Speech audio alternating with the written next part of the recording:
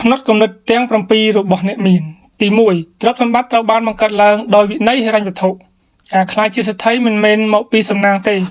ប៉ុន្តែវាកើតចេញពីការរៀបចំផែនការនិងវិន័យដ៏រឹងមាំ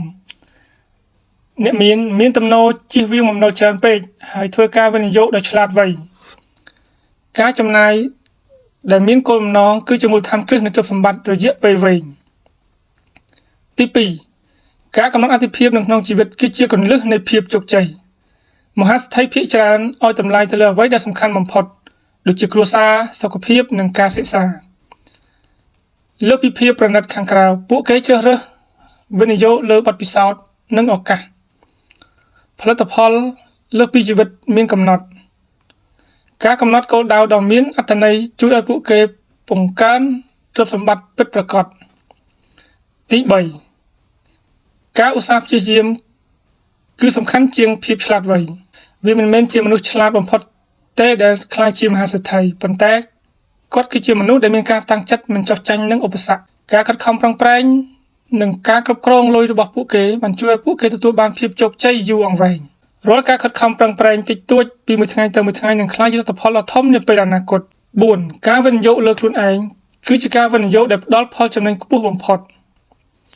មហាសេដ្ឋីភាគច្រើនផ្ដោតទៅលើការរៀនបន្តនិងការអភិវឌ្ឍជំនាញពួកគេអានសៀវភៅសិក្សានិន្នាការទីផ្សារនិងបង្កើនចំណេះដឹងដើម្បីបង្កើតឱកាសថ្មីៗ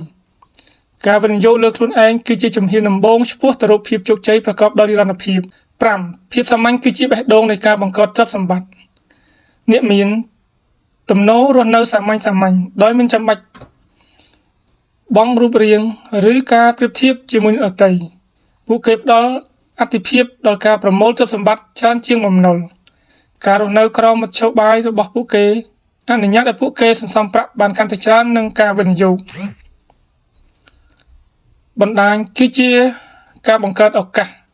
មហាសេដ្ឋីដឹងអំពីអំណាចនៃការមានបណ្ដាញដ៏ល្អពួកគេបង្កើតទំនាក់ទំនងដែលមានប្រយោជន៍និងភ្ជាប់ទំនាក់ទំនងជាមួយមនុស្សដែលមានគោលដៅស្រដៀងគ្នាការរៀនពីមនុស្សជោគជ័យជួយឲ្យពួកគេរីកចម្រើននៅក្នុងផ្នែកនៃជីវិតរបស់ពួកគេ7ភាពបត់បែននៅក្នុងការសម្របខ្លួនជួយឲ្យពួកគេរួចផុតពីវិបត្តិទាំងអស់មហាសេដ្ឋីភាគច្រើនអាចសម្របខ្លួនទៅនឹងការផ្លាស់ប្ដូរក្នុងជីវិតនិងទីផ្សារសុតិធិនិយមនិងការរៀបចំផែនការសម្រាប់ស្ថានភាពជួយឲ្យពួកគេងើបឡើងវិញយ៉ាងឆាប់រហ័សភាពធន់គឺជាលក្ខណៈសំខាន់មួយដែលជួយឲ្យពួកគេមិនត្រឹមតែរស់រានមានជីវិតប៉ុណ្ណោះទេប៉ុន្តែថែមទាំងរីកចម្រើននៅគ្រប់ស្ថានភាពផងដែរ